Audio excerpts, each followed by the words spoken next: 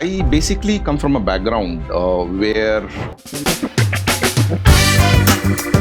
education was not actually given too much of importance. Before Conduira, did you try any other businesses, or did you try any other thought process in your mind? It was not that we wanted to do something great for the society.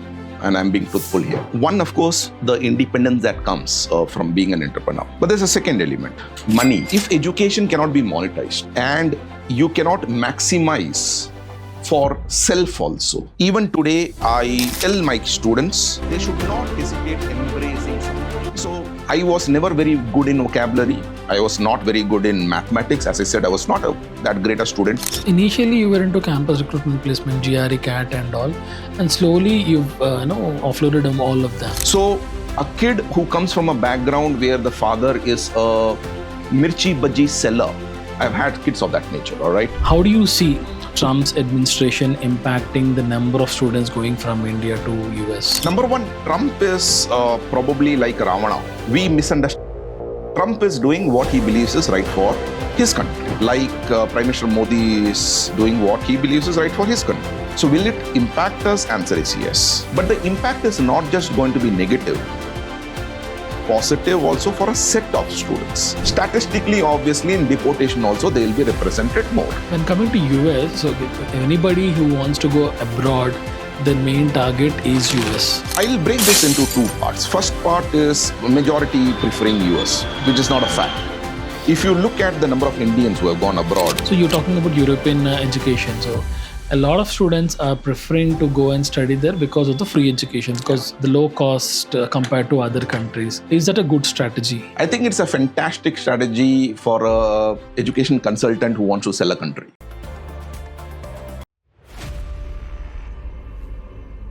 Hello viewers, welcome back to Neighborhood Talks. ఈ రోజు మన neighbor mister Mohammed Abdullah గారు. కాండిరాకి CEO అయిన ఈయన నాకు first time 17 years back కాలేజ్లో third year చదువుతున్నప్పుడు CRT programme ద్వారా ఫస్ట్ టైం ఈయన్ని కలిసాము. అప్పట్లో నాకే కాదు, కాలేజ్లో అందరికీ కూడా more than the content he teachers, we all got connected to his style of teaching, to the way he exhibits confidence, the way he gets connected to the students, parameters that made him outstanding. In years అయినా సరే కూడా he maintains the same energy and same vibe and same connectivity to the students.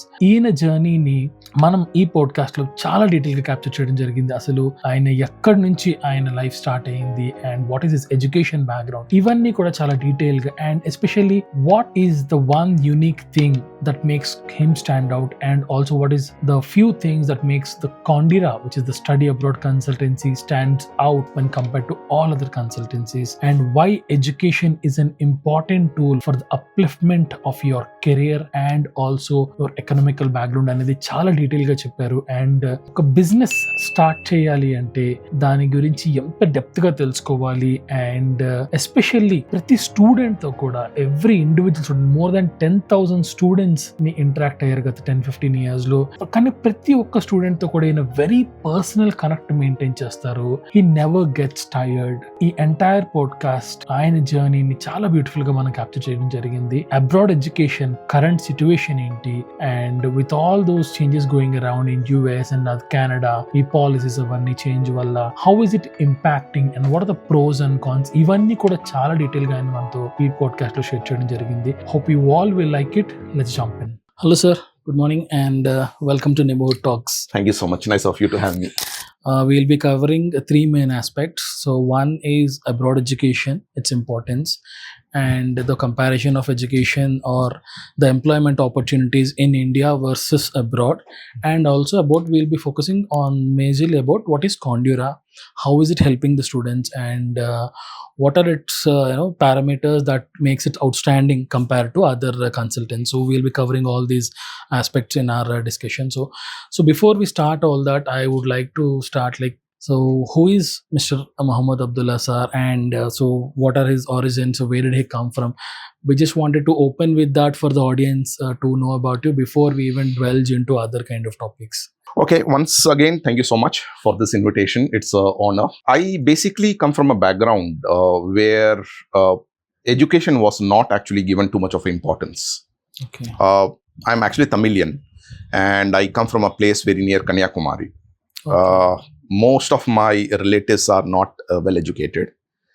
My dad started the trend in the sense he did seek education. Okay.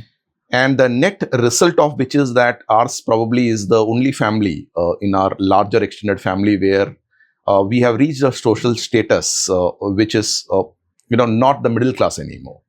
Okay. Most of my relatives still are struggling. And yes, there's a degree of seriousness that has crept in the next generation, but it was a missed opportunity for them. My father in particular was very particular about the fact that education has to be given a lot of importance. I still remember as a kid, we were not given any excuse or not allowed to give any excuse for missing the classes. We could miss anything else but that. Okay. The net impact is my elder brother is an IAS officer. He actually got All India 2 in civil services examination. He is currently the managing director of the Chennai Metro. Okay. I'm actually Tamilian, as I said. I am a mechanical engineer. I subsequently joined University of Science Bangalore for my MTech. Fell in love with management, did my MBA from MDI Gurgaon, which is one of the top 10 business schools. In fact, I was also the president of the student council there. Okay. That all this helped me get a job with the PSU. I worked for some time in Power Finance Corporation in Delhi. Then I think the excitement of earning came into picture. I quit that, joined the private sector. I was associated with a company called as CRISIL. CRISIL is India's #1 financial rating and advisory firm. It was when I was in Mumbai, I got married as well. My wife was my batchmate at MDI Gurgaon. She was with the RPG Enterprises. And both of us then decided that we want to do something on our own. Okay. That is how our entrepreneurial journey started in the year 2002. Okay. So if you were to ask me in short who Abdullah is, I think currently I'm a very passionate teacher. And I'm a very firm believer in the fact that education is a very powerful tool, especially for social upliftment. Yes. Frankly, I do not believe that education is an end by itself. If education cannot be monetized, then education has no value. That's the philosophy that both Conduira, my organization, and I believe.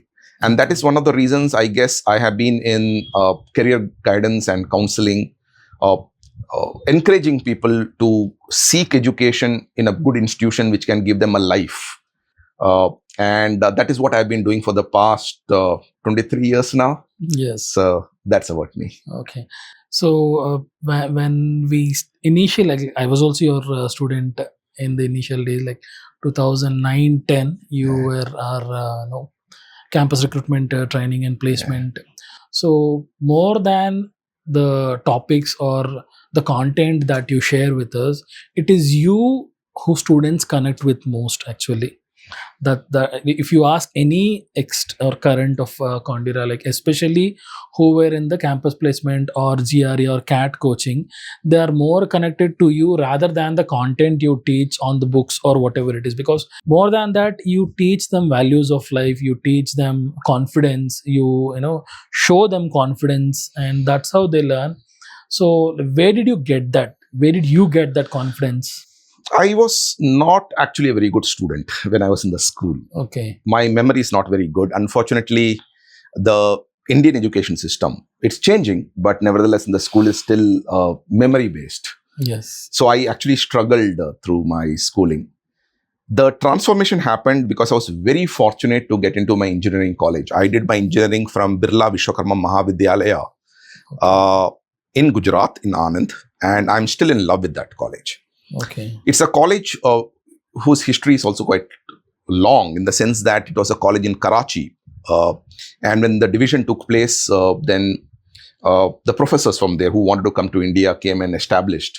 And it was Vallabhbhai Patel, our first Home Minister, and the Iron Man, who was instrumental in setting this institution. So it has a long history. I did not know much about that institution till I landed up there, but those were the transformative years. Okay. I would like to give credit to my own professors. I used to have a professor called as Dr. Raghunath, who taught us subjects like metallurgy and various other things, and I actually fell in love. There, the most important thing they taught was not the education, but the purpose of education. Yes. All right. I think that is the philosophy that I still carry. I believe the fact that one can get facts, information, knowledge from outside. But if students do not know why they are doing what they are doing, then the motivation that they exhibit is not strong enough to help them reach the goal they have the potential of reaching. And I also believe the fact that, unfortunately, even good institutions today, though they are able to give the knowledge and probably even the purpose, there are certain other traits that students have to necessarily develop if they need to market their education. For example, our kids are shy. They know that English is important, yet they don't invest their time, mastering it. They are not very networking types. They wish to be extrovertish, but they are not making an attempt to make that transformation. So all this is resulting not just in failure in spite of a fantastic GPA, but lack of confidence, and which is hurting their overall, life. In the sense, they end up making compromises with their career. Yes. So these are the philosophies which I learned from my professors. And, sometimes I think, how did I end up in the teaching side? Though it was a bit accidental. But I believe, looking back, having met professors of that type, I gained a lot. Sometimes I look at my style of teaching and I'm reminded of, I probably ended up copying it from my professors, So I was very fortunate that I had the right set of teachers at the right stage of my life. And that is the reason I strongly believe that when we go to the classroom, it is not just about giving knowledge. Yes. All right. Today, if students have the motivation, self-discipline, they can get that in YouTube free of cost. Yes. But there are certain elements that a teacher should impart, failing which student will still not be able to benefit from that. Yes. Okay. So, whenever I go to a class, for example, let's say classes of 90 minutes, probably 10 minutes here and there, somehow I end up talking about things which I strongly believe they have to take in. And that way I've been very fortunate too, because I've seen a lot of my students do amazingly well. Many of them are in very fantastic positions, much, much better than what I can ever be. And for a teacher, I think that's a matter of pride. We are not that kind where we think that the students have gone ahead. So today, quite a few of them are my own role models. Okay. So as much as I am proud of what I have done to the students, I am also proud of what I have taken from the students and benefited out of that. Okay, that's and one more thing I would like to ask is, I know you from almost 15, 16 years. The amount of energy that you exhibit at those days, it's still there, even 15, 16 years down the lane. Whenever we see you, whenever hear you speaking, you carry the same energy no matter your age or whatever it is. So how do you maintain that? Like, what is it in you that, helps you be like this? I think that is a boon of being a teacher. I feel young. All right. I would like to believe the fact that I am young, but with age, body gives way, but mind does not. Yes. And I think there I would give credit to the fact that I go to the classroom. At the initial stage of my, entrepreneurial journey, there was a need for me to go to the classroom because the whole idea was to grow. Today, we have grown. We have fantastic teachers. We have fantastic experts. But if there's one thing I have not left, is my teaching still. And it is not just me contributing to the students. It's me feeling young when I'm in the classroom. Yes. Imagine the fact that I'm surrounded by people who are 17, 18, 19, 20, with their young dreams, fears, energy, enthusiasm.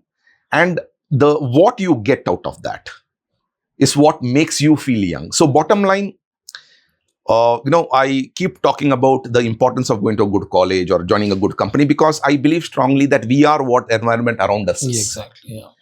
And I think I am a example of that. Why do I feel young? Because my environment around me is young. So you're drawing the energy from your... I'm hoping the fact that I'm not depriving them of that energy, but yes, I'm benefiting out of that energy. That's right. That's good to hear. And when you talked about your professors, it reminded me of some of the best teachers I had when I was working in an IT company or when I was in my college. So out of all the professors, teachers you encounter in their whole life, there'll be one or two picky who will have at that moment you may not realize, you may or may not realize, but down the line you will definitely, back of your mind it tells that because of that particular person or that particular incident or the way they do things, teach things, it indirectly impacts you. Yeah. Without you knowing or not knowing, it impacts you, and that will be carried out for a very, very long time. And yeah, replicating, we cannot say it's replicating because obviously you add your own style.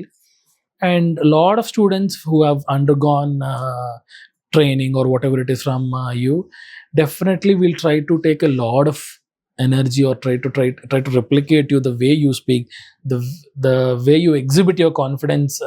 That's amazing. Actually, it amazes me whenever we see you speak, because there is no difference 10 years back or 15 years back to till date. So that is something which we really admire in you. And so when coming back to Conduira, okay, your initial days before Conduira, like, did you try any other businesses, or did you try any other thought process in your mind? I think it was around 2002 when we decided that we want to become entrepreneurs. And the motivation was very clear. It was not that we wanted to do something great for the society. And I'm being truthful here. One, of course, the independence that comes from being an entrepreneur. Independence in terms of the vision you can develop, how you can implement that vision. But there's a second element, money. Yes. I am a very firm believer, and probably that has to do with the middle class background that I have come, like many Indians then, that if education cannot be monetized and you cannot maximize for self also, and when I say self, it's not just the individual, it's your loved ones as well, then education is not completely serving its purpose. So I was very clear about the fact that if I can make more money, get more satisfaction by being on my own, then why am I working for someone else? Mm. So the idea was to start. And once this decision was taken, the question was, start where? Start what? I'm a mechanical engineer. I'm crazy about mechanical engineering. I love mechanical engineering. I would have loved to start something in mechanical engineering. But the fact of the matter is that was one field where you need to invest the money before you make the money. Yes. And unfortunately, then the support system was not very strong. So my wife and I, we decided let's enter into an area where the investment required is not as much. And that is how I came into the education side. Okay. All right. Even today, I tell my students, they should not hesitate embracing something. Don't be afraid of venturing into an area if there's an opportunity. And more importantly, if there's a will in oneself that, all right, that is a new area to me. So I need to excel in that. So I was never very good in vocabulary. I was not very good in mathematics. As I said, I was not that great a student. But having come into this area, I started becoming good. I'm a fantastic teacher today. I'm fantastic in vocabulary. I'm fantastic in many other aspects. But these are not things which I learned in my school. These are not things which I learned in my college. These are things I learned later as an entrepreneur because there was a need, compulsion. Yes. So I keep telling the kids, life should be led in an arranged marriage way, not the love marriage way. Love marriage means you are in love and then you marry. Arranged marriages happened. You now better fall in love. Yes. So I came to the field of education by default. All right. But then that marriage is done. Now, the only thing I could do, and I worked very hard towards that, is to become good in that. And I think that philosophy is something today's generation should also take, because quite often I see students who are earning well, but they're not happy with what they're doing. Yes. I know of kids who want to make a transition into something new, but they're too much afraid of making that transition. And I think today, age is just a number. Earlier, when we were working in government, there was a thing, 60 years you retire. So you count down. All right, I have only 10 more years, I have 8 more years, I have only 5 more years. Today, I don't think I'm going to retire at 60. I might not do as much. If the company grows, maybe I'm going to be getting the wealth even if I'm not working. but I'm not going to retire. There's no concept of retirement anymore. Yes. So the bottom line is, it is not how many years you have lived, it is how many years you still have to live. And I think if the focus is going to be on that, it's going to be good. So once it was decided that, I had to come to the field of education, the question was where? As I said, I'm a Tamilian. I'm not an Andhraite. My wife is an Andhraite though. So we were studying these two states and we realized the fact that the more opportunity was there in Andhra. And therefore I came to Andhra. Okay. So I came to Andhra because money is there in Andhra. And I'm ashamed of that. And I believe such decisions should be taken. Today, when I encourage kids to go to countries, all right, there are other countries which are easier to go, where you might, not meet the objective that you have. Money might not be your objective. Maybe you want PR as an objective. Okay. So US might not be the right country. So depending on whatever object you have, go to the right country rather than randomly going to any country just because it's easy and randomly taking a specialization. Even probably because you are linked to that. For example, I get students who are coming from a biotechnology area and they're not so keen on that. Then my question is, why should they continue and do masters in biotechnology? There are options which are there. These are going to be new options. They're going to be a little more stressful. They are going to be a little more, putting them with a need to learn. Learn. If opportunity is there, why can't we monetize it? So I think, therefore, my belief is that when you take a country too, like I took Andhra Pradesh. Today, I consider myself an Andhraite. I have spent more years in Andhra than in my own home state. Okay. That is where you go and make that place yours. If you are willing to do so, then that's good. Conduira was not my first venture. My wife and I, we started a school actually. Very passionate about, experimenting on what we can do in education. We want to do a bit of innovation, etc. We ran the school quite successfully at that. We ended up with 4 branches, 1,200 students. But then the thrill actually melted away because there were a lot of restrictions coming from the government that we had to stick to their syllabus. We didn't have the flexibility of choosing the books that we would like them to do.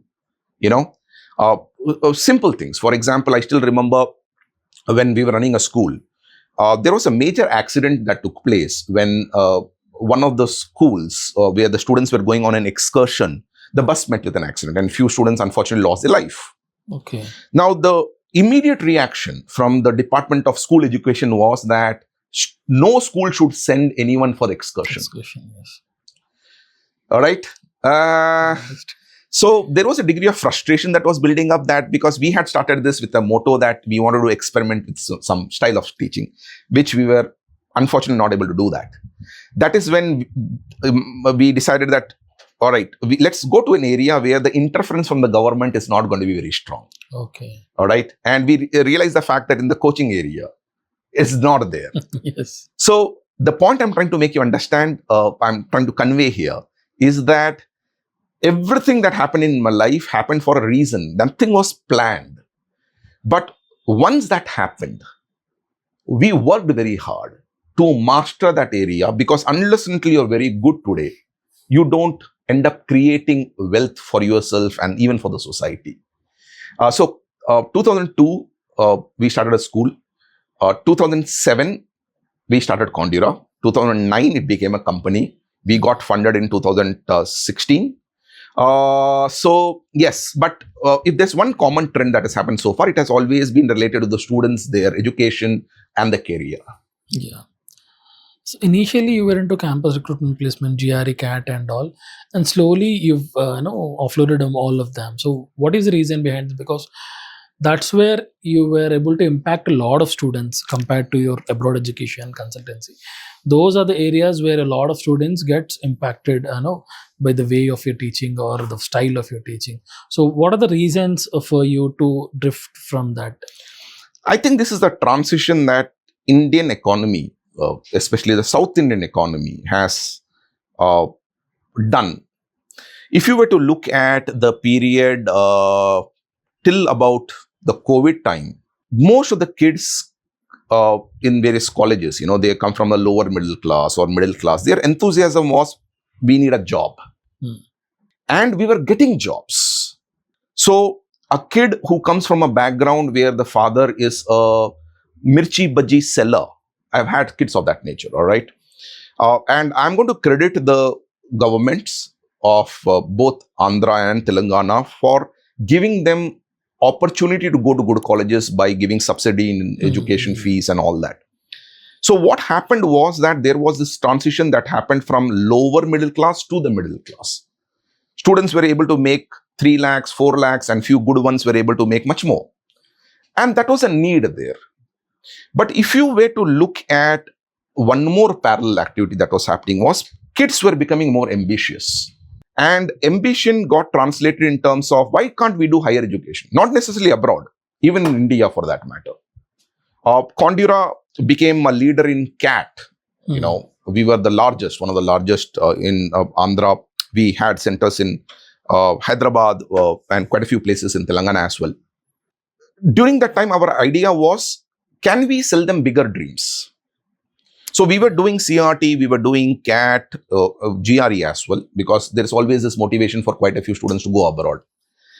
But of late, one of the things I notice is that majority of the Indians, especially in these two states, recruited by companies, and especially the IT companies, are doing low-end job. Okay. And in my belief, these low-end jobs are going to become redundant because of the technological changes that are happening. It was very obvious to us during the COVID time that companies were embracing technology. So it was also obvious that these technologies would have to come to the market sometime. And once they come, people who are going to the low-end jobs, for me, companies which are paying 4 lakh, 5 lakh, there are students who go, they're only numbers. If number 101 is not there, 104 will replace that 101.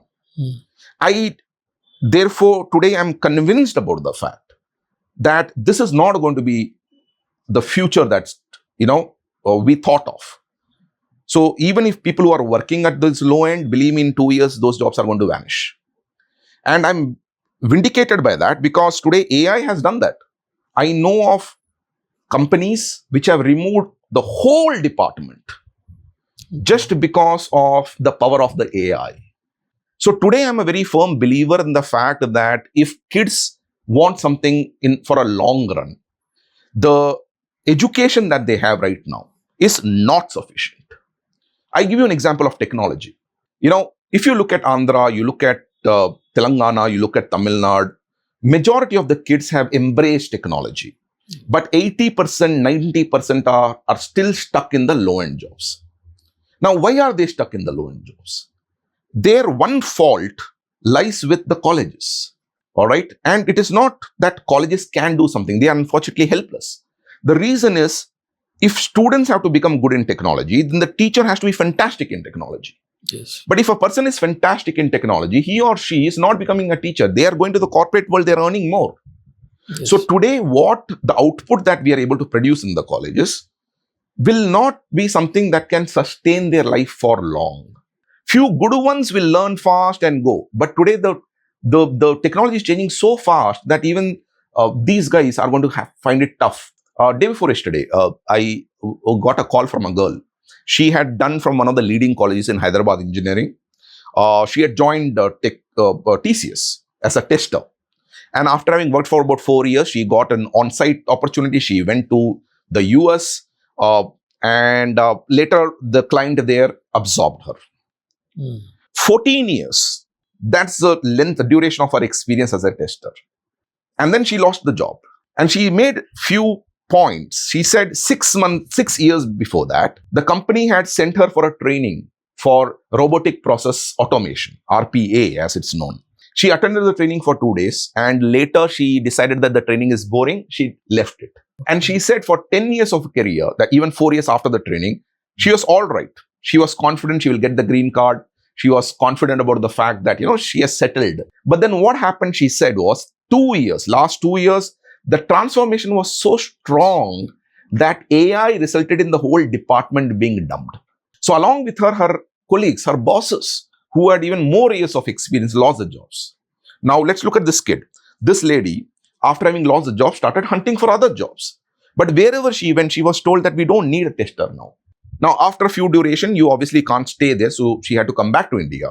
She came back to India hoping that with the 14 years of experience, she'll get some job in India. And guess what? Indian companies made the same statement. And she said, I don't have a clue what to do next. So the bottom line is, I am a very firm believer in the fact that going forward, machines will eat you if you're not good. But if you're good enough to build those machines, which can probably eat others' job, your job is safe. And for those skills, companies will pay more. So I want the kids to seek that knowledge. Now, where is that knowledge there? It's not that Indian colleges don't provide that. They do. There are fantastic colleges. As I said, I've been in IIC Bangalore. I'm still in love with that. I'm in awe of that college. Professors are fabulous. But the question is, how many students are able to make it there? Unfortunately, because of the population that India has and the limited opportunity, everyone wants to be in the field of technology. Only the creme de la creme, the best of the best, can get admission in such colleges. What about the rest? Now, one can argue that new age universities like Ashoka University, SRMs have come into picture. But if you study their model, you'll realize out of the 5,000, 6,000, 10,000 students they recruit or they take in, it's only the top 200 who actually benefit. The rest of them are actually subsidizing the fees of the top 2%. So the bottom line is, international education, therefore, is a viable channel for people who are average, above average, and probably not the brilliant ones. And that is also facilitated by one more development which has happened. During my time, I couldn't go abroad, and the reasoning is very simple. Raising funds was an issue. Today, there are companies which are willing to fund you. You might not have a collateral. They are willing to give you non-collateral loan. Government of Andhra Pradesh, government of Telangana is willing to give you grants if you go to good, fantastic colleges. Society is willing to support you. Scholarships are available through the colleges. So the bottom line is, such avenues are there. But how many kids are aware? How many kids are actually taking benefit of it? We keep talking about the fact that, going abroad is risky. My question is, staying back and sitting is riskier. So it's our responsibility to guide. And I think that is what motivated me to reduce the emphasis of Conduira's operations in, training students for placements. Because I don't want the kids to go to such companies where they'll probably temporarily be employed, all right? But the skills that these companies are giving are going to anyway become redundant. So if their goal was that 2 years they will work, they will gain experience and then go, for me, the 2 years is a bloody waste because the skills are also of no use now. So that is where the model of Conduira changed, where we started looking at international education. But yes, we still strongly believe the fact that students should know which right country to go to, which right specialization to go to, which right, way of funding, etc. And that is where we see a lot of value that we can add. And that's the reason I agree. The number of students I touch is a fraction of what we used to do. Yes. We were associated with all the top colleges, a lot of colleges in Andhra, Telangana. Not so many now. But I think the impact that we are able to make right now is much more long-term rather than just getting them a job and feeling happy that, they got employment, knowing fully well that employment is not a long-term employment. How do you see Trump's administration impacting the number of students going from India to US? Number one, Trump is probably like Ravana. We think of Ravana as bad, but there were a lot of qualities of Ravana which are truly, genuinely very good. Yes. We misunderstand Trump. Trump is doing what he believes is right for his country. Like Prime Minister Modi is doing what he believes is right for his country. So, we are not his countrymen. So, will it impact us? Answer is yes. But the impact is not just going to be negative. It is going to be phenomenally positive also for a set of students. Okay. Let me elaborate this. Republicans in general are pro-industry. Yes. So even in the first tenure of Trump, industry was doing well, economy was doing well, job market was doing well. Now that focus remains. The second thing you would have noticed that he is cutting down on bureaucracy. There are quite a few people who are working for the government of the US who are being fired. He is making them slimmer. Okay. That does not mean that the operations will stall. It only means that they will come to the private sector. And when do they come to the private sector, one of the sections which is going to benefit is going to be Indians, because Indians were not getting all the jobs in the government. But in private sector, they'll be more flexible in getting the jobs. Yes. The third thing is when we talk about deportation. All right, 3 planes have come and landed at Amritsar. One recently with Indians has landed in Panama. Now, these are people who are illegal immigrants or people who are legal immigrants who have taken illegal path. For example, F1 students should not be working out of the campuses. So, if you're arrested on that charge, you probably will be deported. So, as long as you're not breaking the rules, as long as you are adhering and are good. Why do I emphasize the word good? Because if you look at Trump and his best current pal, Elon Musk, they are business people. Yes. They have employed H-1B visa people in their companies. In fact, Elon Musk himself has benefited out of H-1B visa and the green card. So the bottom line is, what Trump is doing in the US is what other countries, premiers and prime ministers, etc. are doing in their country. They are saying, if you are good, I'll give you a red carpet welcome. If you are not, please don't come. So Trump is a fantastic news for students who are good, but students who thought that they will go to the US, they'd go to any goddamn college, do any goddamn specialization, because end mein consultancies ke saath job hai na. All right. I will go there, work part-time. I will not be concentrating. They are the guys who are going to sit and cry. Numbers are bound to jump. Last year, the numbers were about 2.5 lakhs. I bet my life on it. This year, it is going to cross 2.8. Okay. So it's not that in India, magic is happening, that they can say, I will not come to USA. In India, I'm creating magic, getting jobs. Where are the jobs here? And people recognize the fact that US is one destination where technology is way ahead. So if they go there, learn that, experience that, tomorrow they will have market back in India too. Reverse is not true.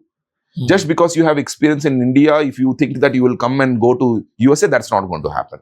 So I think numbers will jump. I believe Trump is a fantastic news, but as long as you are good. So yeah. So when in continuation to that, so the number of deportations that that happened, right? I saw statistics like more from Punjab, so more from the northern part of country were deported. Very less from the southern part of India. I think we need to understand, I feel bad saying this, but the reality is North India and South India, not necessarily a straight line division. There's a big difference. South India, there is still hope. Jobs are there. We have colleges where a company comes, recruits 500. I went to Meerut a couple of years back, and TCS had recruited 2 people from the campus. And you know what hangama this college did with a huge banner? TCS recruited Gargar.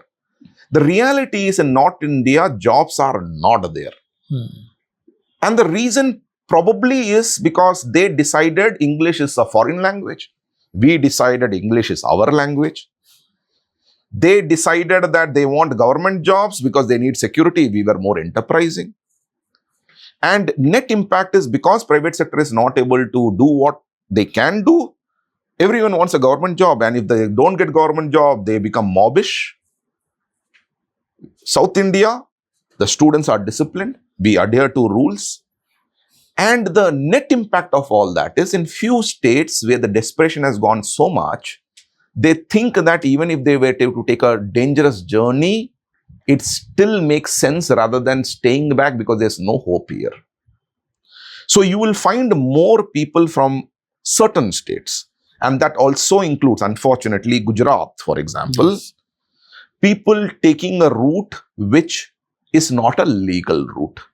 So if statistically more number of people from North India have taken a illegal route, statistically, obviously, in deportation also, they will be represented more. Yeah. And when coming to US, so okay, anybody who wants to go away, abroad, their main target is US comparatively. Most of the people who want it either for jobs or for study, whatever it may be.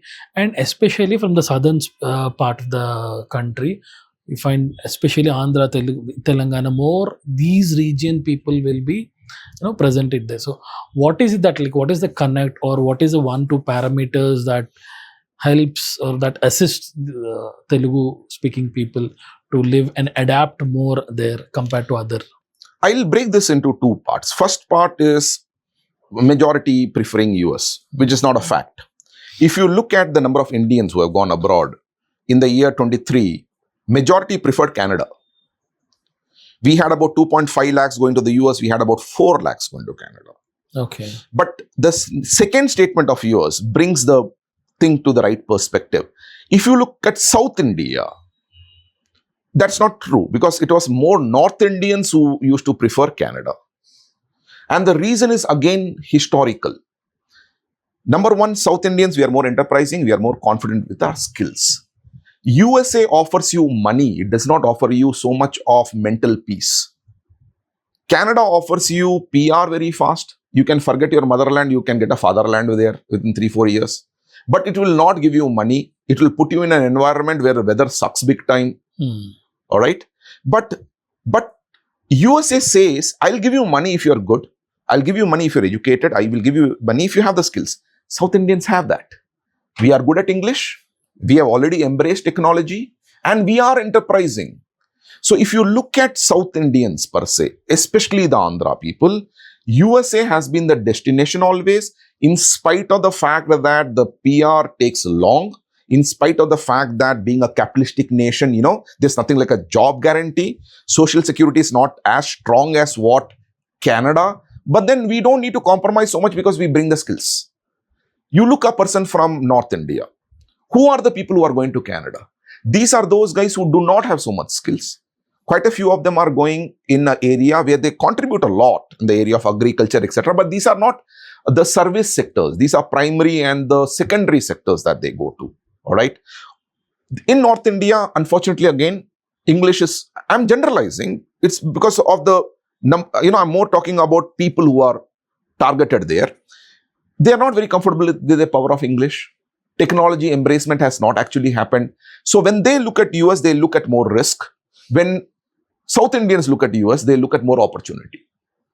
So I think going forward too, in spite of what is happening, I see Andhrites continuing to go to USA. I'll give you an analogy here. In civil services, it's a very vastly different analogy. In civil services, they realized the fact that many IITians were getting the top ranks. Okay. So they introduced essay, thinking that if you introduce essay, IITians will not do well. People coming from other universities will do well, and engineers will not hog the top 10. That the year they introduced essays, engineers number fell. But next year, all the engineers mastered essays. So if you look at the top 10, you'll again now find top 10, quite a few from engineering background. The fact of the matter is, Trump and other countries are making entry tougher. So you know what I foresee? I foresee Andhra students, Tamilians, etc. improving their skills further, being ready to meet that challenge, but not giving up on the dream to go to the USA. Yes. That is going to continue. So they'll become more robust. Yeah, I think for the good, they will, which is also good for us because we are hoping, and that's also happening. Quite a few, people are coming back to India after having made money and experience. And the beauty is they're not coming as an employee, they're coming as employers. Yes. So, yeah, I think we will continue to benefit from that. And now, when talking about the education sector in India compared to other countries, so how do you compare the education sector with different countries? I will limit myself to comparing Indian education with developed countries. Okay. We are way behind. I think we are way behind, one, because of the big problem of population. Second, the amount of money that we are diverting towards the field of education is not good. But I think chiefly because we made one big mistake. We did not invest in primary education and schooling, rather than we started getting excited and invested in engineering colleges and all that. Yes. For an engineering college, output is going to be a function of the input. So believe me, I know many colleges where they want to make the syllabus tougher, but they also know that if they do, those students will fail. All right. So I'm not going to therefore blame the management of the colleges. It is the way we are. I don't think that we have reached a level which is in line with what the developed countries are able to provide, or unfortunately now what the industry expects as well. That is point number one. Point number two, the salaries we pay to our professors is a fraction of what good talent will get in the industry. So today when people are coming to the field of teaching, majority of them are not coming by choice. I train faculty members. I still remember a few years back, I was training in Vignan University, newly recruiter faculty. And Vignan University was investing in recruiting faculty from IITs and NITs. I was conducting a program on class management, public speaking, etc. So I encourage them come to the dais, introduce themselves and talk about why they want to become teachers. There were 14 of them. They didn't even have the maturity not to tell the truth. All right. Vice Chancellor was sitting there and all of them made one statement. They tried for a job in the corporate world. They did not get it. So they have come to this field temporarily. Okay, they specified that. Yeah, including the word temporarily. Okay. Now, my question is very simple. If I am becoming a teacher and I see myself as a failure of having got to the corporate world, why am I going to motivate the kids to dream higher? Exactly. If a kid comes with a dream, I am going to tell him it's not going to happen because I couldn't do it. How will you do it? So the net impact is we are not producing good engineers. We are not able to produce good colleges. And even when the good colleges are being produced, SRMs and Ashoka, etc., they are not benefiting all the students of these universities, only the top students, as I said earlier. So the bottom line is we are way ahead.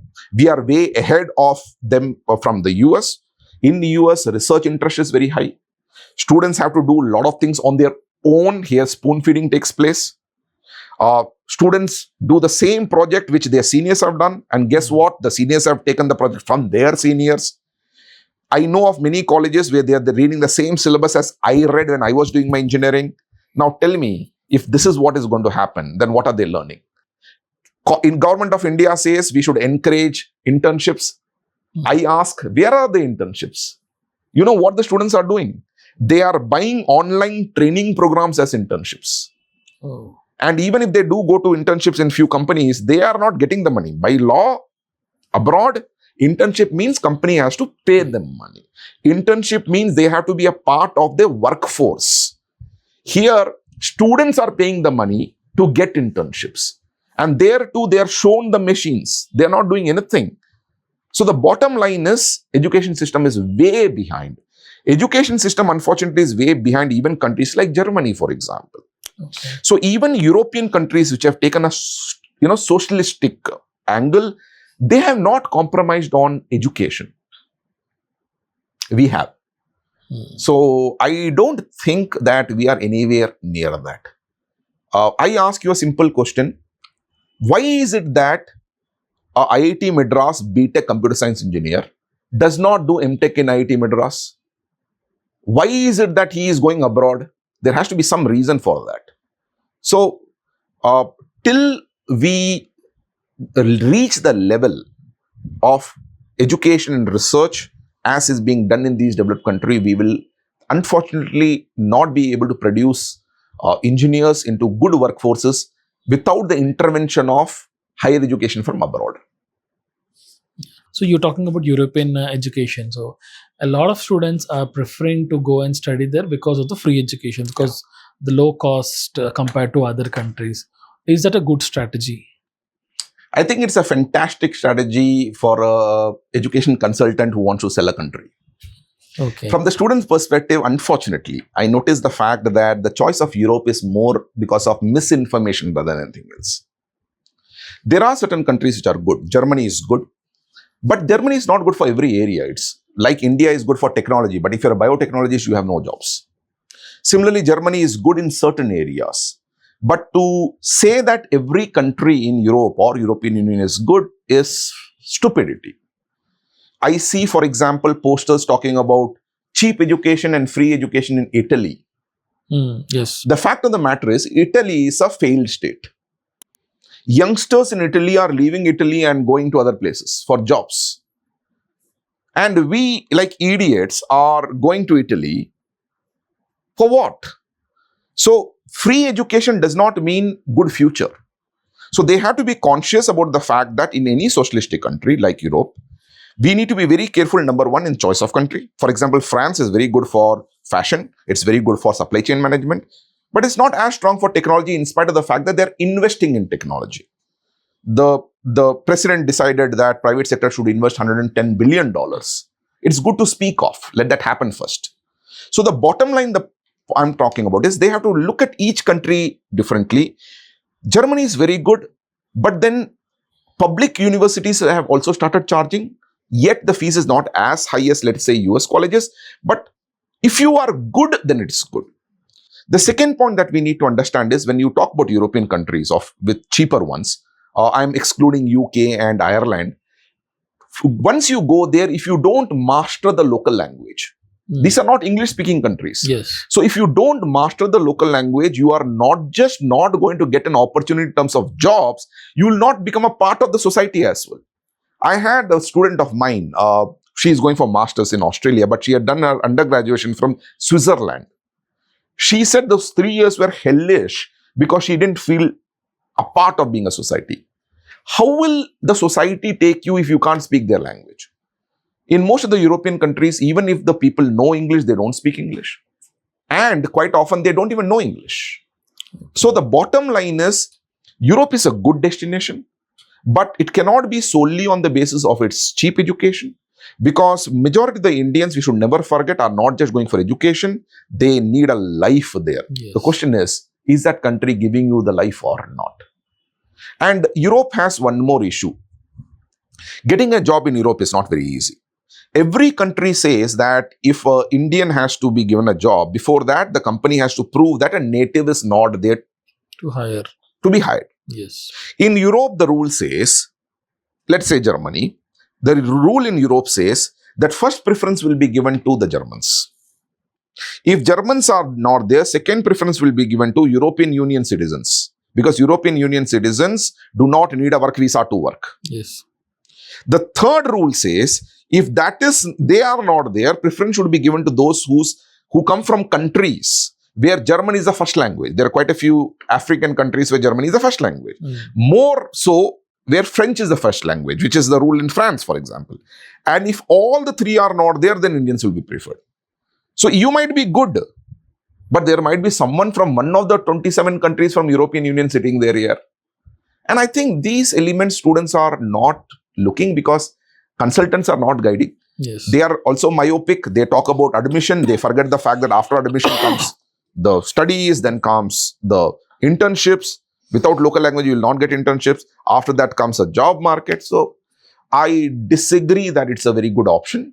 But it can be a good option for people who are doing the homework. For example, learning the local language even before they go.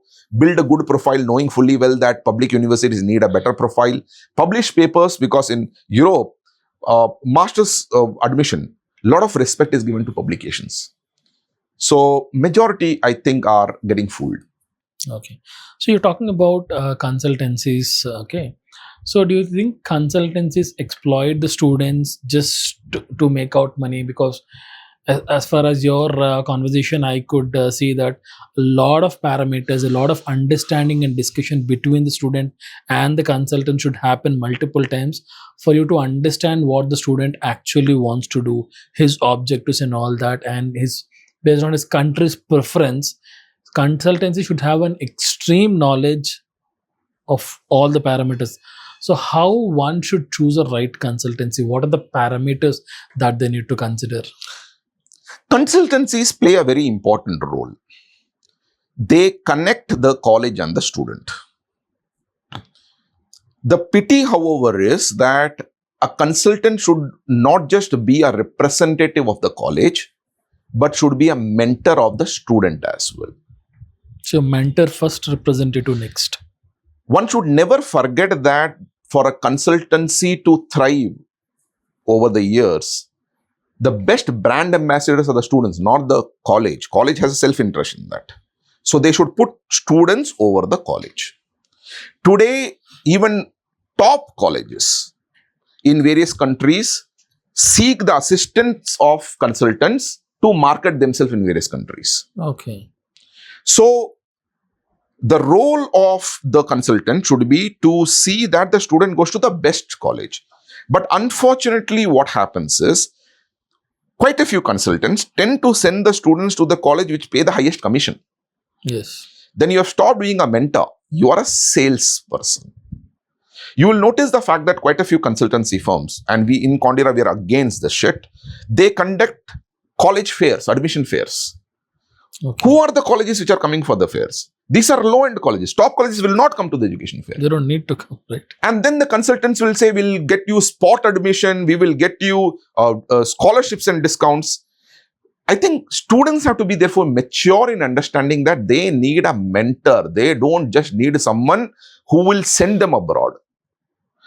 So the bottom line is, I concur completely with you that the relationship between the consultant and the student has to be a little holy. I am not against making money, but it cannot be short-term money. So if I were to send you to a college that gives me less commission, believe me, tomorrow you will tell others that, look, I could have gone to other college. I came to a college where everyone has a weaker profile than me. I don't know why Abdullah did that. But if I were to send you to a good college, you are going to then recommend me to others. But unfortunately, most of the consultants right now are fly-by-night. You go walk on the street, you will find 10 people. Most of them will not even have gone to a college. Most of them would know nothing about the rules and regulations of the country. But they will know everything about that one college whose brochure they have by-hearted. And then they will make promises. I just was interacting with a student who was made this promise that he will be getting a teaching assistant guaranteed with the professor. Here, how is it possible here? And that too, it was supposed to be in Trinity. Trinity College Dublin is number 1 in Ireland. This is overselling and fooling.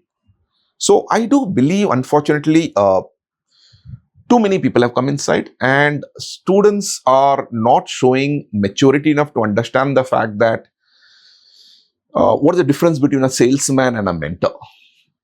But I do know of quite a few good consultants as well who are doing a good show, and they are the ones who are going to grow. Okay.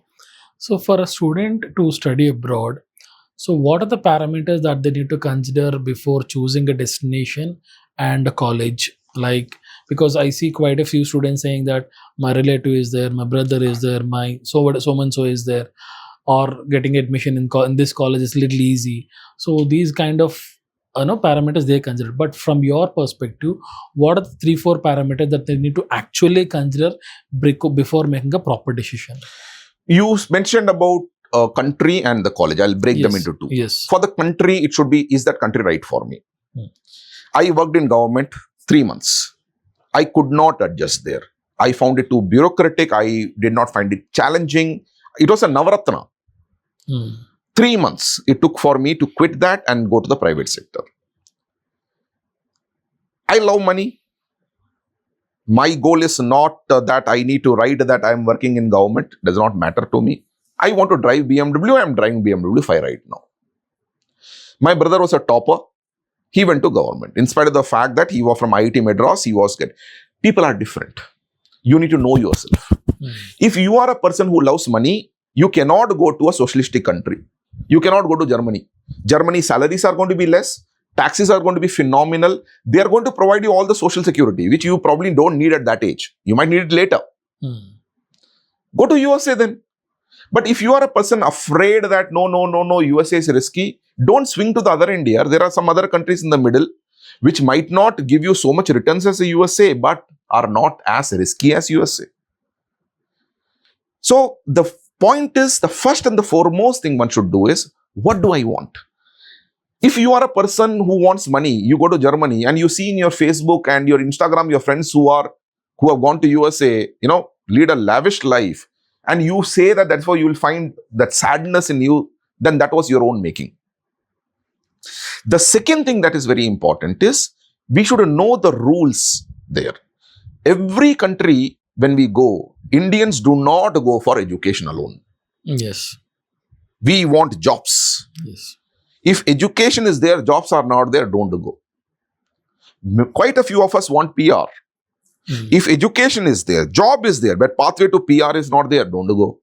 So they should look at the whole chain rather than each at a piecemeal way. Countries are making PR tougher. They are willing to give you PR, but probably not in the right area. For example, if you look at Australia, it says, other than Melbourne and Sydney, all right, you're welcome. Canada says, British Columbia, please don't come. Ontario, don't come. You want to go to Saskatchewan, you want to go to Nova Scotia, I'll give you PR. But what do I do in Nova Scotia, yaar? If my motivation is money, if you want just the PR, Nova Scotia is a fantastic place to go to. So it depends on the whole thing as well. And finally, when it comes to the country, to say that my uncle is there, therefore I should go is not a right thing. Maybe when your uncle went, so many challenges were not there. So many opportunities were also not there. So, and I think that is a mistake that our kids have been doing over the years. They started when they became engineers because someone told them to. Yes. They went and did their intermediate college because someone went there. So we are just floating, which is bad. Now, when it comes to the colleges, I am very clear. Location is the most important thing. If I want to be a computer science engineer and you give me a choice of a top college in Bihar, fantastic state, not for technology. You give me a average level college in Bengaluru, I will recommend average level college in Bengaluru. He might not get the right knowledge as a great college that is doing in Bihar, but he will get the better exposure. He will do internship in startups. By the time the 4 years are over, knowledge is going to be improved, not necessarily only through the professors within the average college, but because of the exposure he gets outside the college. Yes. And he is going to pocket a better job. So for us, it's very essential that we choose a college basis the location first. Second, we are immigrants. That's a reality. Today, when my kids go to the US, I tell them, when I say kids, I'm talking about my students, I tell them, try to prefer democratic states. Because if you would have noticed, Trump is a Republican. He's doing a lot of actions which can be risky for us. But if we go to a democratic state, there's someone between us and the president who can probably defend us. Yes. When Trump introduced this concept where he said, I will not give citizenship for the people who are born there, of the legal immigrants, all the democratic states went to the court, got the stay order. Yes. All right. All the Republicans guys are trying to impress Trump now. So if Trump says arrest 100 illegal immigrants a day, they will bloody go and arrest 150. So my bottom line is, being an immigrant, be aware of the fact that a good college may be in a good location. But what if that location is unsafe for me? Why should I go to a state where gun culture is so prevalent that my parents sitting in India are going to be worried about me every day? College might be great. Job opportunity might be there. But what if those companies are not preferring brown skin? They are bloody preferring white skin. This is not like going to Bengaluru or, Calcutta. You are going outside the country and there are going to be realities of discrimination, etc. coming in. I think we have to factor that. And I believe mentors or consultants should also play these roles there. So, and finally, do not take a very expensive college if you are going to rely on loan. The reason is, taking a loan is not tough. Today, it's very easy to get a bloody loan. Repayment of loan is tough. And more importantly, that stress that a kid will go through is going to be a challenge there. So these three critical factors play a very important role. And how do you see the trends between people going to abroad for undergraduation versus masters? Oh, there are many kids who are now going for undergraduation. In fact, one of the things I notice is that any parent who can afford it, they're preferring abroad for undergraduation. People who cannot afford it are trying to afford it. All right. I know of my own brother. He's an IS officer, as I said. His kid is doing undergraduation in the US. I know many actually. Now, there is, however, one element one has to understand. Undergraduation is expensive. Especially so because duration is longer. It's 3 to 4 years, depending on which country you go to. But there again, I think people are losing the focus. See, the beauty is, Most of the Indians who do masters do so to make a transition to that country. Now, let me give an example. If someone is going for undergraduation, they are spending, let's say, 70 lakhs. In India, you could have done undergraduation, let's say, in 20 lakhs. But after that, you're still spending 50 lakhs plus for masters. Na? Yes. The beauty is, by doing undergraduation abroad, you have made the transition. And one more thing is, most of the people who are doing undergraduation end up getting the job without masters there. Okay. They don't need to do masters. And you know what they do sensibly? After 5-6 years, they do an MBA from a top college. So the bottom line is, if you can afford it, send it now, rather than doing undergraduation in India and spoiling them out. But there's one condition I say, the child has to be mature enough. Okay. All right. So if the maturity is there, I encourage. But sometimes I also understand and appreciate the fact that children are children. So I say, all right, you want to send them abroad for undergraduation, why send them all the way far away to US? Why not to probably UK where connectivity is better? You have Singapore. So you have options. Okay. So, and coming back to Conduira, okay. So I would like to hear from you the journey, like a student comes to you saying that he wants to go and study in abroad. So what is your process? Like, how do you evaluate a student? How do you suggest the college? How do you suggest the location? So can we go through a bit of process? There are two stages when a student comes in, and that's true for all the consultants. One, student's profile. Second, the application process. I think application process is very similar everywhere. All right. We are little different because we use technology extensively. For example, we have invested heavily on Salesforce. A student gets a portal. So we have therefore tried to empower the parents and the students to know on real-time basis how the application is. Most of the consultants don't do that. But it's still the same process. The first thing is what I think differentiates a lot. In our case, when a student comes in, okay, wherever he comes to my Hyderabad center, he comes to Visakhapatnam, I have students coming from Chennai, etc. They have to interact with me. Online chalega, but interact hona hai. The reason is I have to understand his profile. But the difference is I don't look at his profile the way he mentions it. I ask myself, how can the profile be improved further? Quite often I have noticed students have done a few things, but he does not know of its importance, so does not exhibit.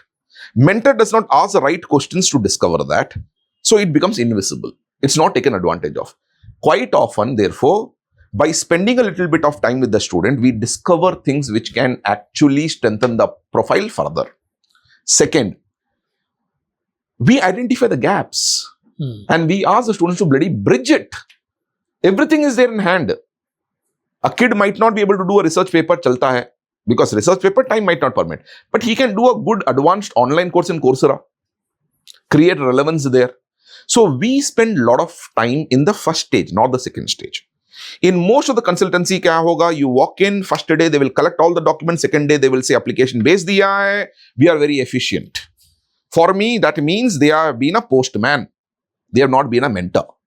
For me, spending time here is more critical than the other phase, because if the profile is good, chance of admission will improve.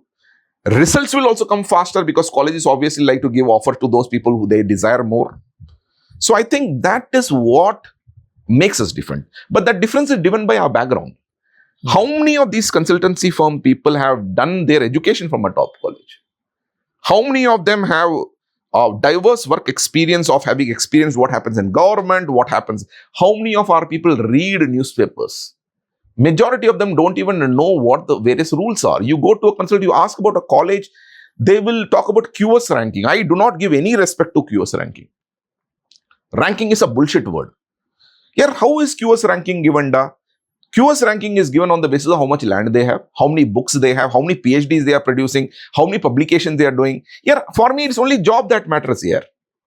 You look at a college like San Jose State University, SJSU. QS ranking is very low. But people will give the right hand, IITs will give the right hand to get an admission there because it's in Silicon Valley. Yeah. You are spending 9 hours in the college. Most of the time you're outside the college here. In Silicon Valley, outside the college means you're learning, you're networking. All right. And the second thing is, why SJSC's ranking is lesser? Because they don't have a PhD program. Okay. They're concentrating only on masters. Yeah, isn't that good for me? Why the shit do I need a PhD program? Because PhD program might improve their ranking, but it doesn't help me in any way. Yes. And what is the fun in you getting a high degree college in a state where jobs are not there, or a state which is racist? So the point here is that these are not black and white. You can't advise a student on one college without knowing about other colleges. And I think this is where people don't spend time to become good mentors. And I think that differentiates. For example, my wife, she plays a very active role. She has been admitted in Harvard and Columbia universities. Oh. Now, I would love to know, for example, how many consultants come from such a background. All right. So the bottom line is, when you go for surgery, for example, you look for the best doctor. But the pity is the same parent when he wants to go to a consultant to send the child abroad, which is the most important decision in the child's life, which will impact the trajectory of the child, looks for either the closest consultant or the cheapest consultant. They don't do the research there, which is stupidity, but that is the reality. So yeah, in Conduira, we are proud of the fact that we read a lot. I know the rules of immigration. I'm not an immigration consultant, but for my kids' thing, I have to tell them, isn't it?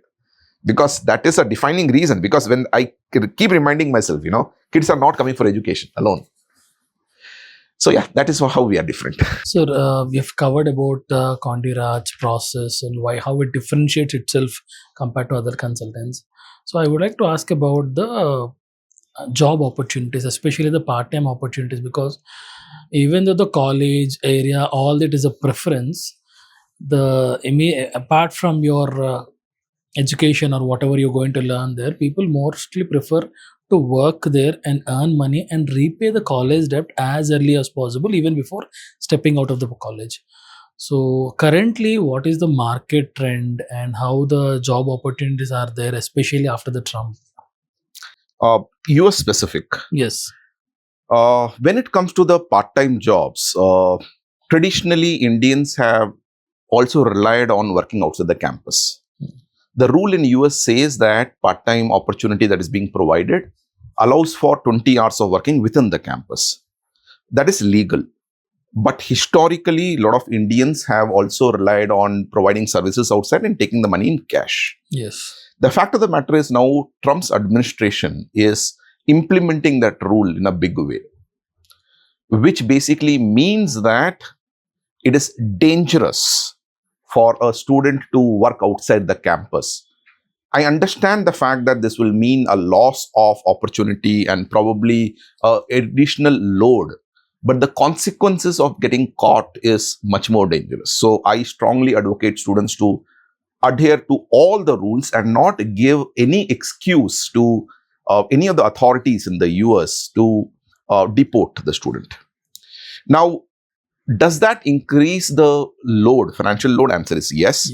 And I think that is where students have to factor that inside while selecting the college or the location where the college is, because one can avoid the locations where the cost of education living is very high, all right, without preferring rural colleges, that is. So if they are able to do that well, I think this problem can be handled. Within the campus, opportunities are limited. But if the students have the right skill, and the right skill is not just the technical skill, soft skills. Most of the Indians are very shy. We are not people who go out. But there are a lot of opportunities in restaurants within the campus and others where you need to communicate.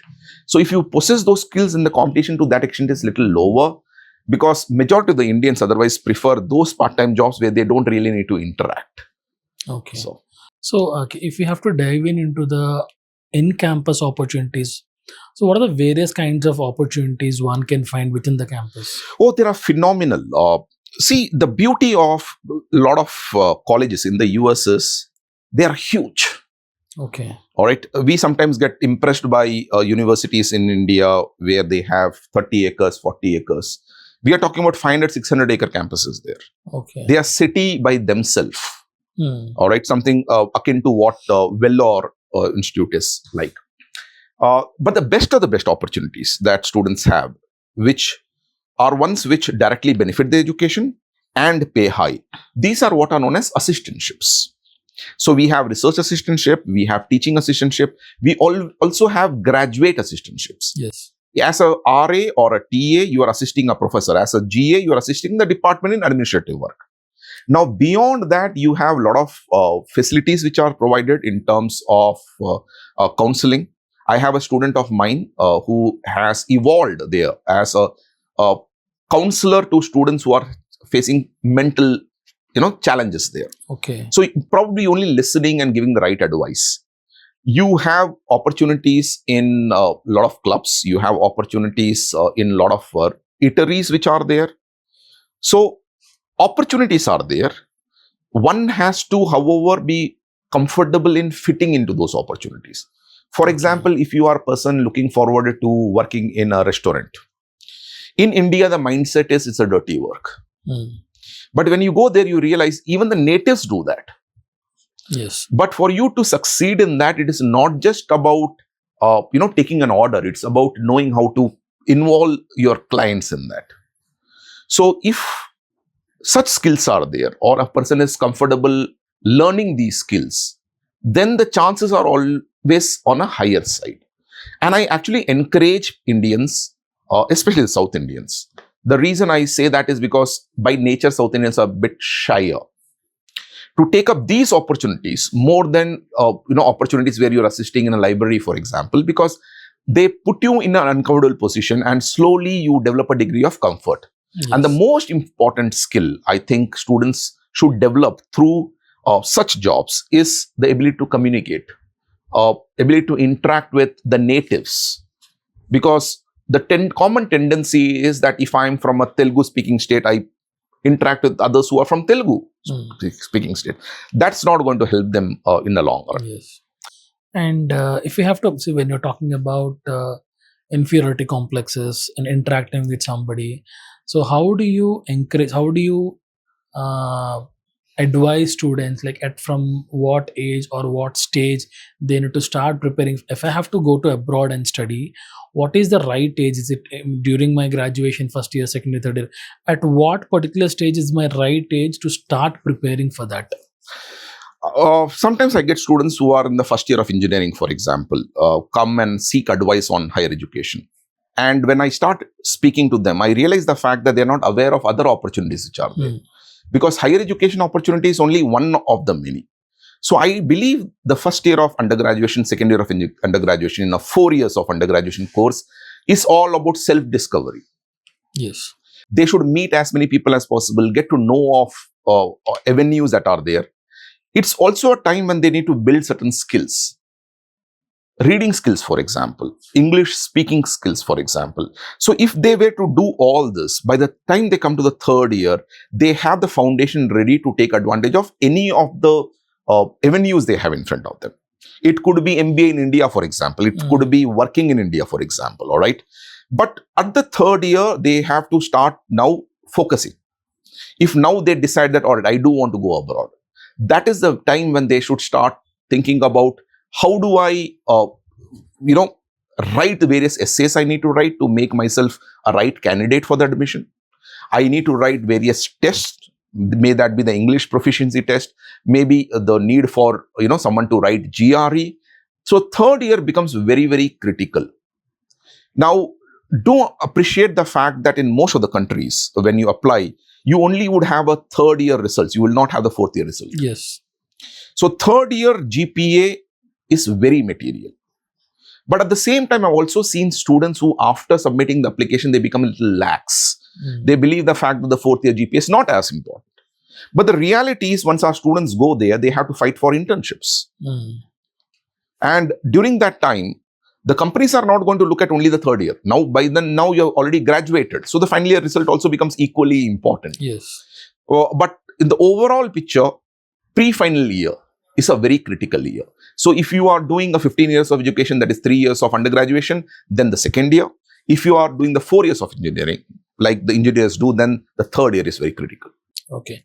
So when talking about one parameter between the way education in India and education abroad is like, the number of hours you need to spend in a college is very drastically less compared to here. Because here a student ends up spending at least 5 to 6 days, and each day at least 7 to 8 hours on an average. But when it compared to other countries, the amount they go to college and all, it's very less.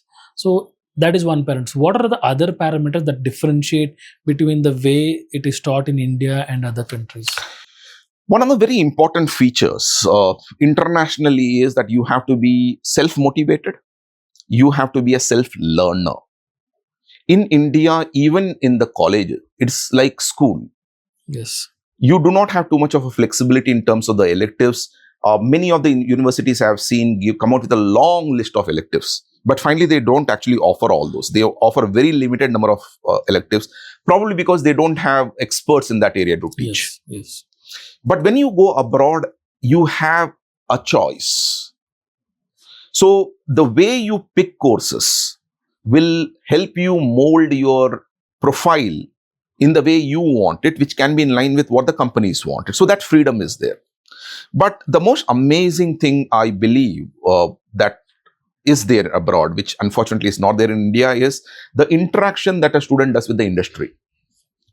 I have a student of mine who has gone for undergraduation to North Carolina State University. She has gone for chemical engineering. Okay. She has just completed her first year, but then within that 1 year, she has taken a leadership position. So if you go to the website of chemical engineering department, you find her photograph there. Okay. All right. First year, she has taken a leadership position. In India, you can't ever imagine that happening. At the end of the first year, she has actually joined the company as an intern, where every day she has to report to the company. She's actually sitting with the practitioners, the professionals. So you are imbibing not just the technical know-how, which is current.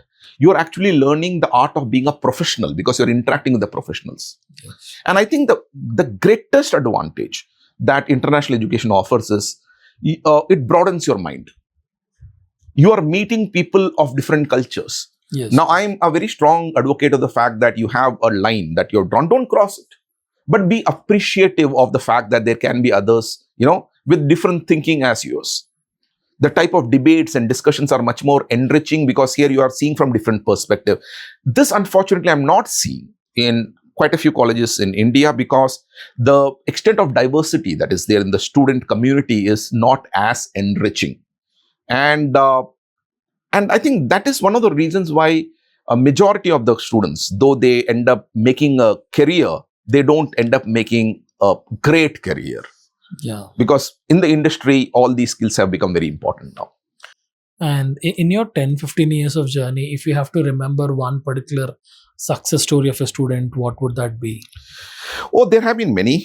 I think one of the greatest things I love about India is the fact that over the last decade or so, education is allowed for social mobility.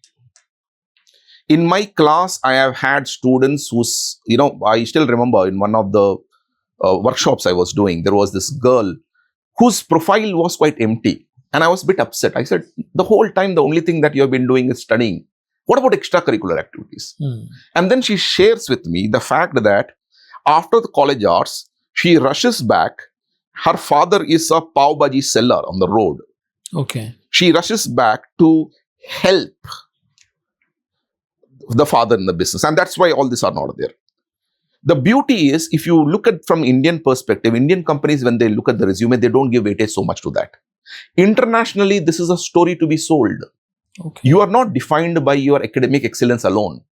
You are not defined by what you are doing within the college alone. You are defined by the background that you come out with, the type of challenges that one has been exposed to. And for me, the greatest thing was that this lady went on to do her master's abroad.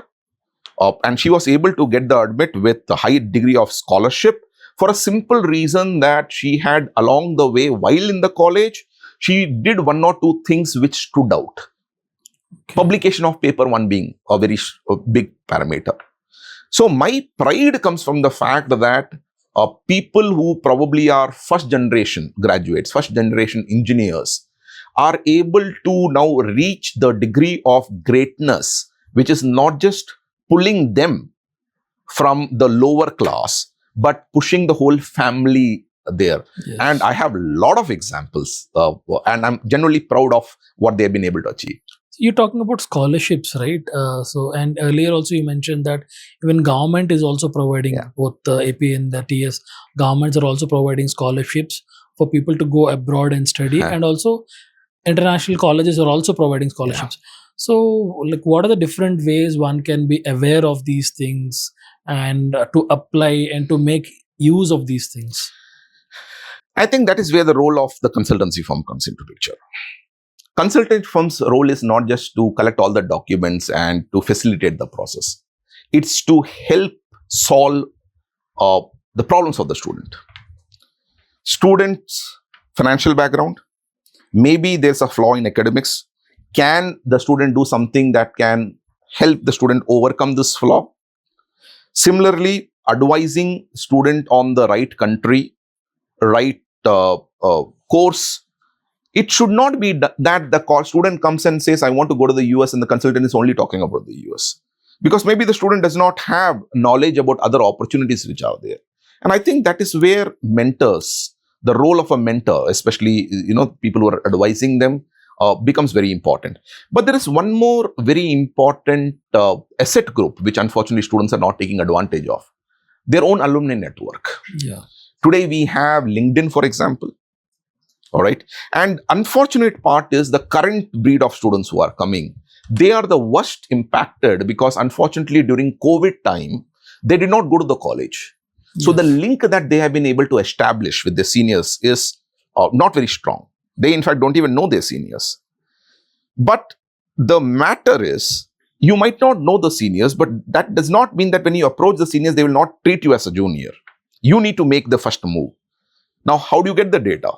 All right, maybe the alumni network in your college is not very good, but LinkedIn can do magic, isn't it? Yes. So I think if they were to use all these things, then they get the right information, which can help them take the right decision. And there again, I would also put a bit of blame on the parents. Parents are also stereotyped a little bit. They talk about their experiences, they talk about the people whom they have met. What they don't realize is that times have really changed. The type of opportunity that I had was much narrower than what your generation had. Yes. And the type of opportunity that the youth of today have is phenomenally heavy. And therefore, to not allow the student to discover that opportunity, just because as parents we know of limited avenues, is a sin. And I think therefore parents should also be as open-minded in meeting experts like us. All right, taking the input. Finally, they should play the role of taking the decision for the children's sake. But not to listen to such avenues is, I think, a missed opportunity, which is going to hurt the student, possibly in the long run. So you have to say, throughout our entire conversations, we were talking about the role of a consultancy and its mentors. So I've seen you from over 15 years. So, and every day, every year, you send a lot of students abroad, and a lot of students come to interact with you. How do you take the time and energy and patience to personalize each student? Because you don't get tired, you don't get drained.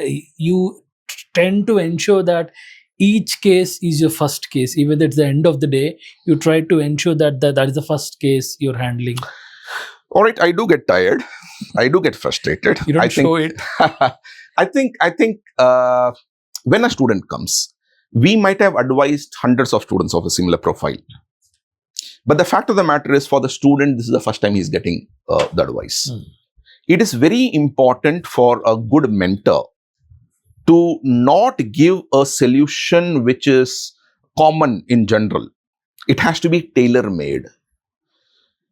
And in this decision, which is a life-altering decision, if we were not to give a tailor-made solution, it will not be the perfect solution. And the cost of a wrong solution is going to be hurting the kid in a long run. And if I were to extend it further, it's going to hurt us, our business also in the long run. One of the greatest things I'm proud of in Conduira is that we don't do too much of marketing. My marketing budget is zilch. I never do college fairs and all that because I don't believe in that. I want my kids to go to the best of the best colleges. And unfortunately, these colleges will not come for the college fairs. Yes. But how do we get the students? We get the students through referrals. Yes. One student who has come to Conduira, there's a joke that we keep saying, if a student comes, everyone in the family is going to come. And now, probably because of 20 years of experience now, we have reached a stage if a student had come then, his next generation is going to come. And I think that also motivates us. Imagine if someone is coming and telling the fact that he has heard of Conduira through someone else. That means I know I have a success story. Yes. And I want to maintain that, legacy. So the responsibility, the onus is also on us to continue doing so. Okay. And that's a fun part in this. I wanted to ask one particular thing, role of gender, because in your 10, 15 or 20 years of experience in this, did you see any differentiate? Because earlier also we spoke on this, we touched on this, like parents wants to send their kids to place where their relative or somebody who knows them is available there, or that place, they consider X number of parameters. And they do consider the gender also. Like, for example, if I am sending my son or if I'm sending my daughter, do I see a variation in the parameters that I considered before sending? Answer is yes. And the other part is I don't think anything is wrong in that. Okay. I believe that a parent takes a decision for the right of the child. And as mentor, as consultants, we should not ridicule that. Okay. What the parent want from the child is more real than what we might even want from the child. So I have had cases where a father would put certain constraints that my daughter has to be near my relatives. It's okay. So it is our responsibility that if that constraint is there, within that constraint, we offer the best of the best solutions. So I don't have my own kids, but I empathize and I understand the fact that gender plays a role and the decisions a parent makes is going to be a function of that. And I am therefore going to be all the more supportive in seeing that the student gets the best one can get without parents sitting in India and being worried about the child abroad. Yes. All right, these are realities and we have to live with that. Okay. So we've talked a lot about Conduira education process and all. I wanted to ask something about you. Okay. So apart from your business, apart from interacting with students and all these things, what are the other things that you do in your life? I heard you love traveling. I heard you love pets. So I wanted to touch base on that. I believe in self-discovery, something which I keep telling my students. Life is not all about making money. Life is about enjoying it, being happy about it, and to get the exposure. I don't want to be one of those who, I say that in pun to my students. I say, born in Hyderabad, living in Hyderabad, dying in Hyderabad. So my wife as well, we travel a lot. In India, as well as abroad. I travel because I need to seek knowledge. Okay. I probably can give you lectures on Indian temples more than what even my, others can. Because when I go, I see from architectural perspective, I see from the cultural perspective, that's me. And I think that has made me a better person also because I'm comfortable interacting with people from different backgrounds. I'm comfortable working with people from different backgrounds.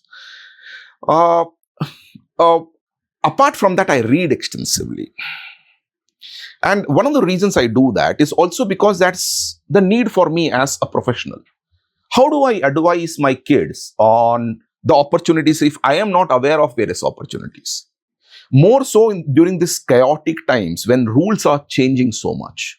So I have to keep myself abreast about all this because the decision or the guidance that I'm going to give is going to have a long-term impact on the child and the loved ones.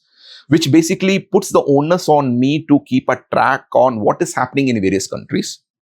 How are the rules changing? How are they likely to change? Because I have to advise a student on taking that area which will create job opportunities later. I give you an example. There was a student who had recently come and he was a civil engineer. He was talking about going to the US and he said, my interest is in clean energy. I said, what the shit are you talking about? Trump has killed clean energy. You are going to start your master's under Trump's administration. You are going to end it under Trump's administration. That means clean energy as a concept is fantastic, but it's not going to be existing in USA in particular. You want to go to Europe? Fantastic, but not for the US. Now, therefore, I have to understand the import of the decisions being taken by various governments in various countries, because then that will make me in a better position to advise them accordingly. Yes. I still remember there was this girl who got admission in a top college in a state, which I'm against. The reason was very simple. The state is a very racist state. Okay. Now, kids don't know that. And for me to understand that with Trump's coming inside, racism would increase further. People will become more vocal, more expressive in showing that negative racism, which will impact the mental, health of a student. It's essential that I be aware of it, anticipate that, warn them. They might still go there, but then I need to prepare them for that. So this requires a clear understanding of what's happening around, and therefore I read a lot. Lot means amazingly lot. I have to be, on the top of all these developments. So that's also something I do. I love animals, as you said, pets. They've always been a part of my life. I think it also helps a person become more empathetic to people who can't express themselves. So yes, I love the work I do. I love teaching. So, and I think it's all right to have, in fact, I would rather say it is essential to have multiple dimensions of oneself. And it's important that one invests time in all these dimensions, because you are, what you do. Yes. So yeah, life has been good. Thank you. Okay. So your traveling helps a lot in understanding the countries. I think traveling has helped me in multiple ways. One is, of course, it allows me to understand people, understand cuisines, understand history, but it helps me in another way. Helps me sell dreams to the students. Okay. In my class, I make it a point to talk about my experiences, because unfortunately, many of the kids, they have not experienced life. Yes. And unfortunately, no one is guiding them on what are the possibilities that are there. One of the greatest compliment I guess I could have ever got was one student who wrote in one of the social things, which he did not mark me, but I got it through someone else, where he said that this is what I am doing because sir had told me this then. And the pleasure that I got by reading that was bloody immense. Kids need exposure. And it's not just technical exposure. Our kids are becoming narrow-minded. And it's incumbent upon us to tell them that they are becoming narrow. Tell them the other perspective. But we need to know how to tell them. This is not a debate. We are not trying to change their mindset. We are trying to open their minds. And therefore, I think that travel for me is not just about my, improvement. It's also what I can do in my work. It has therefore impacted me both personally as well as professionally.